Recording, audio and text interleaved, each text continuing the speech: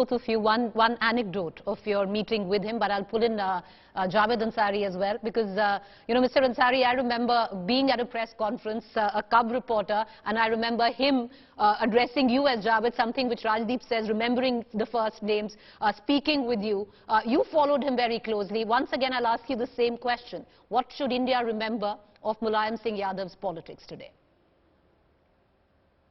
The courage of his conviction to stand against the tide and take tough decisions.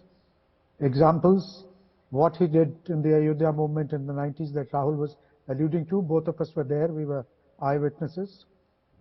He gained and suffered as a consequence. He nominated somebody like Poolam Devi to the Lok Sabha. It was a tough call to take, not very popular, a decision that was not very popular with the literati, yet he went ahead. And he was the poster child of, along with Lalu, of the Mandal revolution.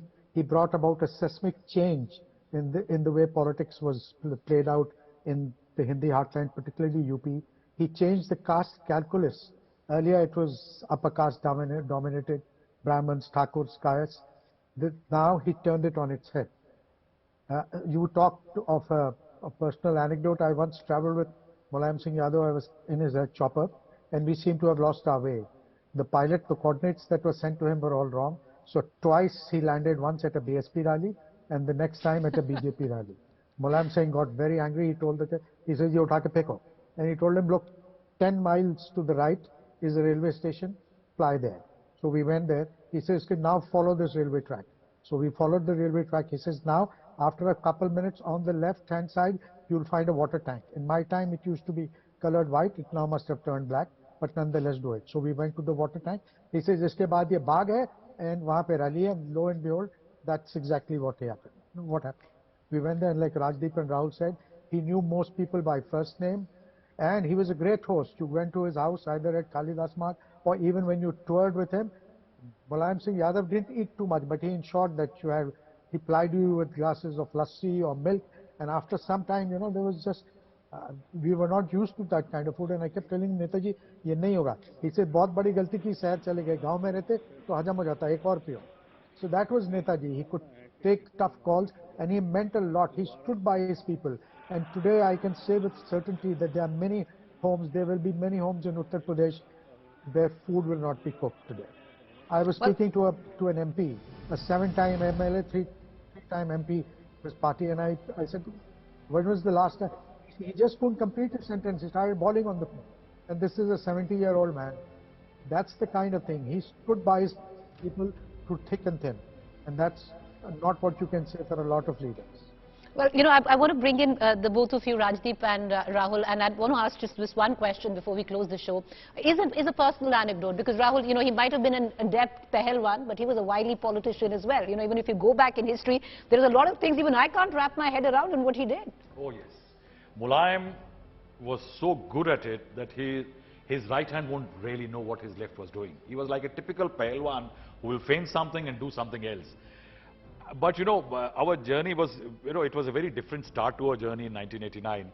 And the stories about him, how he told, it shows how politics was at one time and how this politics of subaltern.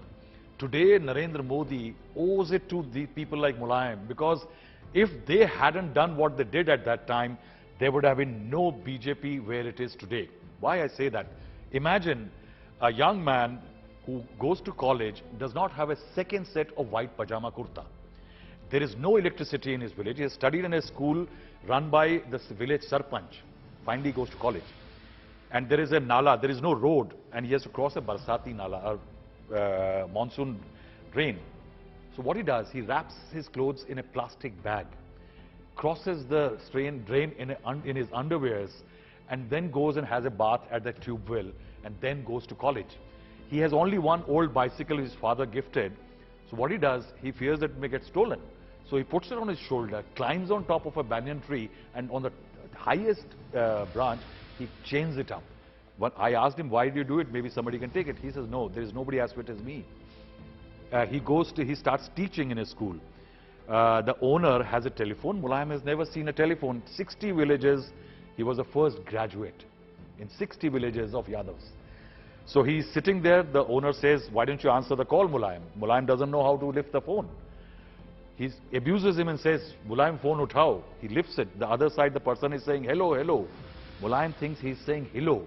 After 4 times, Mulayam says, tum hello, main kyun hello? And he bangs the phone down.